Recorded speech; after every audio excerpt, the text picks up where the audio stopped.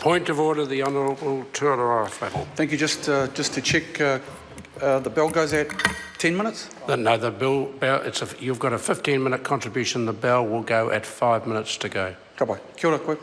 Mr. Speaker. The Honourable Tuarua Whānau. Tēnā koe, Mr. Speaker. Kia ora tātou katoa I tēnei rā. Ke whai wāhi au ki te tuku I tētahi paku kōrero ki te kuia ki te pau o te kōhanga reo. Ko mate nei nā tata nei, ko Henrietta tērā. Kei te tangi hea e te motu, nā rungi te āhutangotana ngākau nui.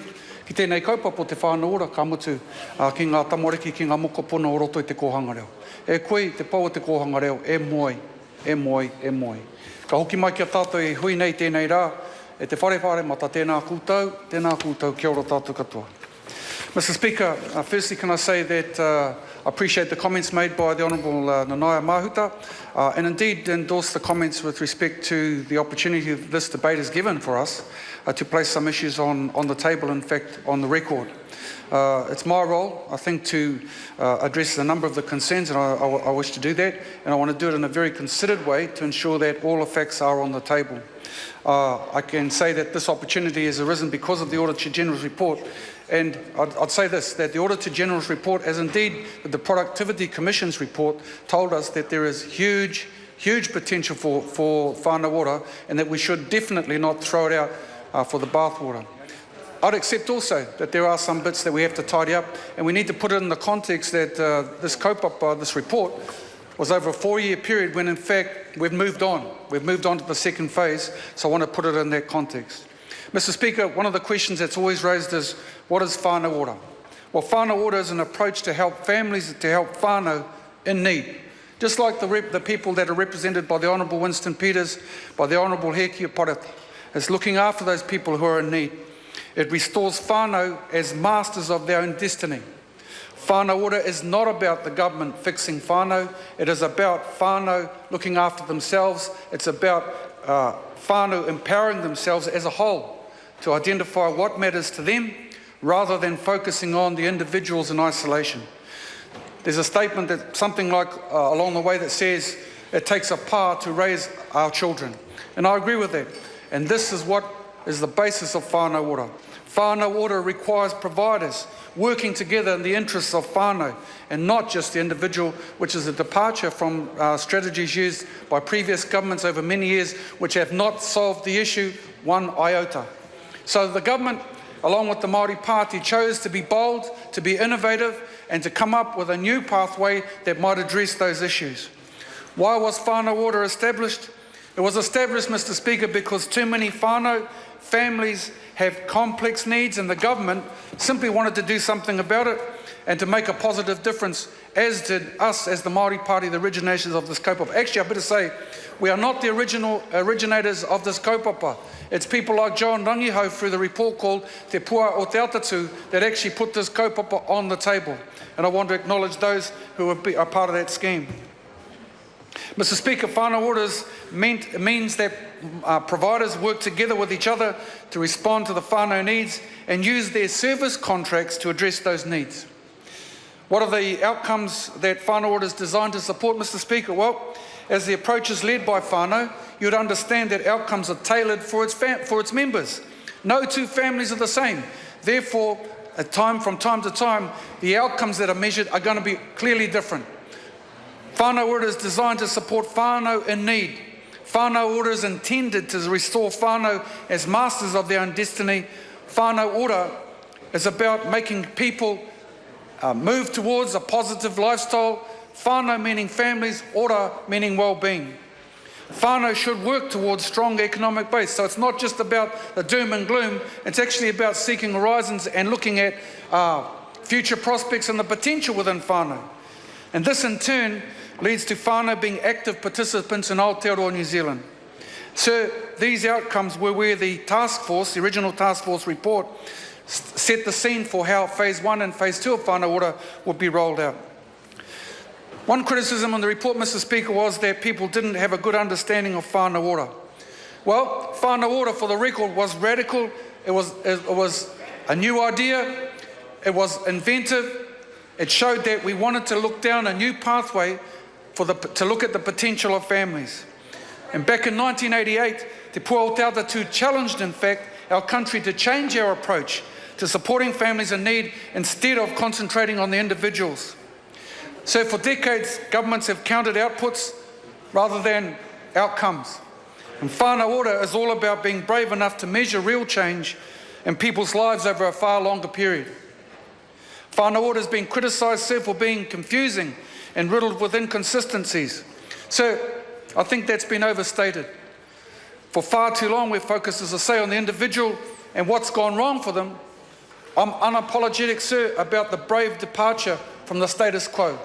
I believe in Whānau Ora, I believe in the results, and I believe in it, sir, because I've seen the results. I've spoken to people who have sat alongside navigators. I've seen, in fact, sir, on 1 week only on the road, I went out and I had Whānau Ora families sit in front of me. All those families, with their children, shed tears about the impact that Whānau Ora, not Whānau Ora per se, but the individual providers, the navigators, had done on their, had assisted their families. I'm talking about mothers, I'm talking about gang mothers that have changed their lives. So I absolutely believe in this kaupapa. It's right for this country, it's right for our people. Who is Whānau Ora for? Well, it's not for the down and out only, as I said. It is for everyone. But I'll be clear, it is by way of a Māori lens into dealing with these solutions. Does that mean it's hard for anybody else to see it? No, it isn't.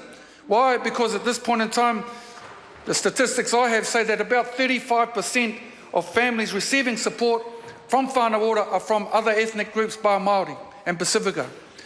That tells us it works, it can work for others, but it is definitely through a different lens, a different cultural lens, which is maybe why the Auditor-General suspects that it was hard to understand.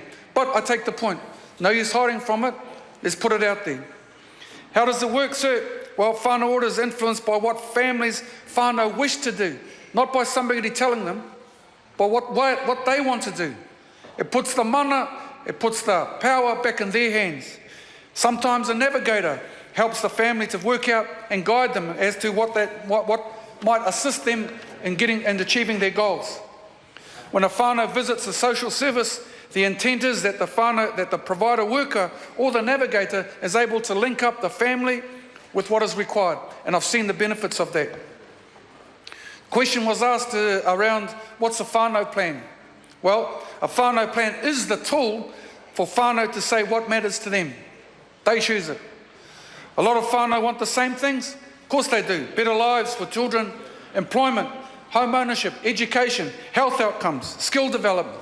Those are generic things that most families want. Some are fortunate to have them.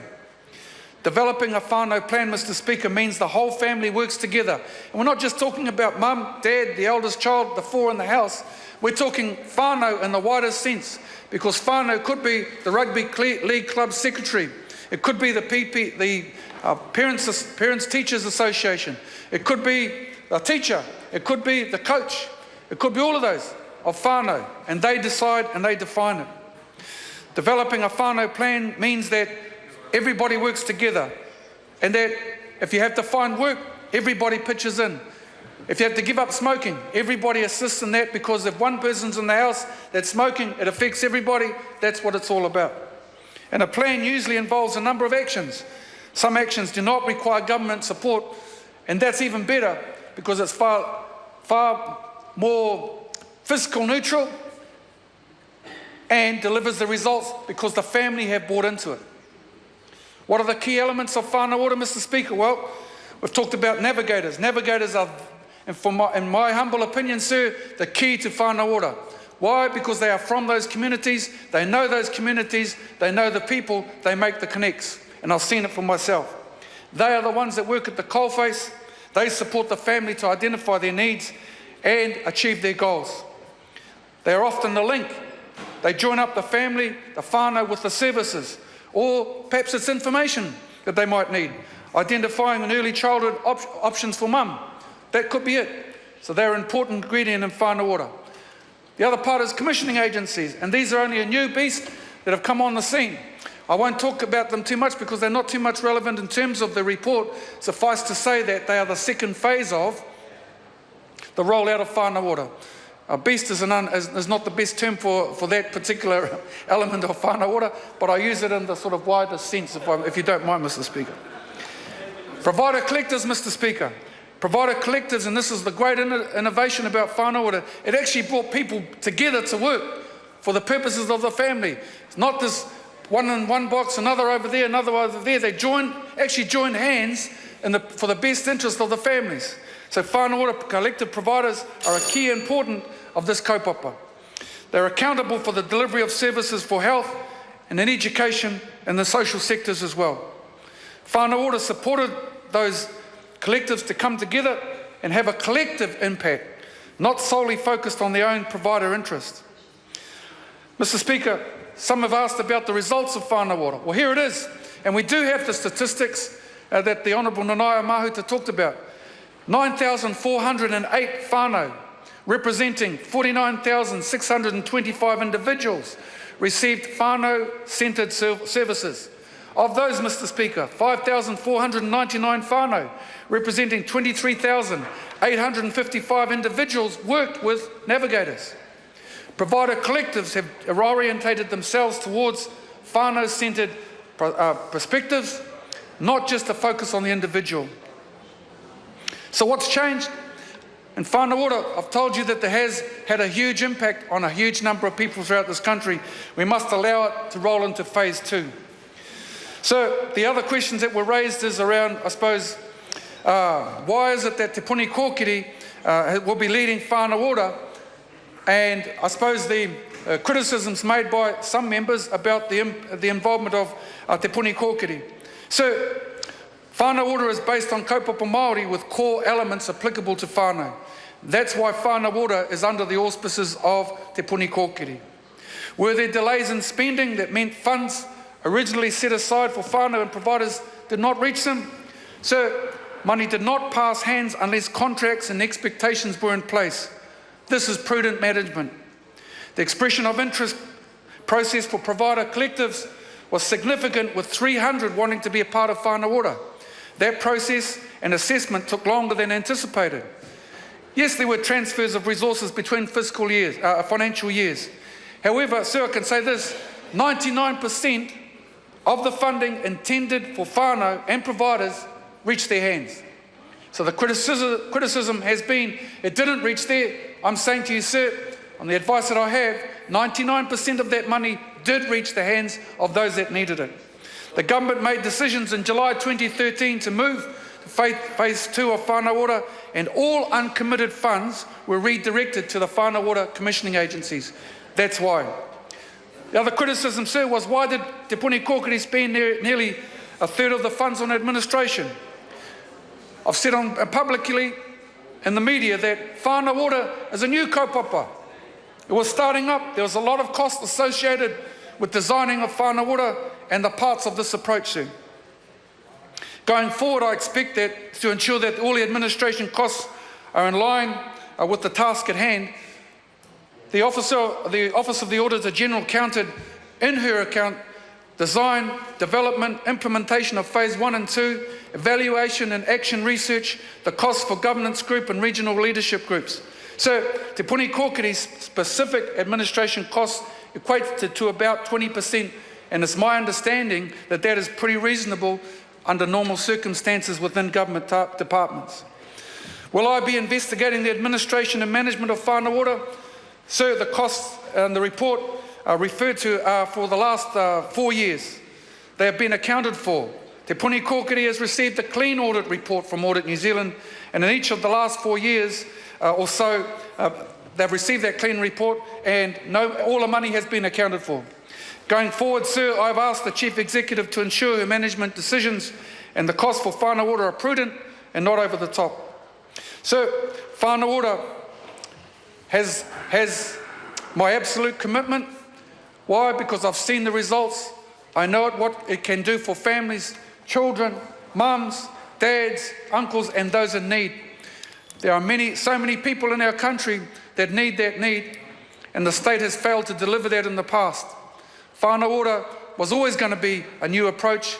It was innovative. It was always going to have some bumps along the way, but there can be no doubting against the evidence that I've had presented to me, and indeed that presented to the Honourable Tariana Tūria, that whānau ora is right for this country.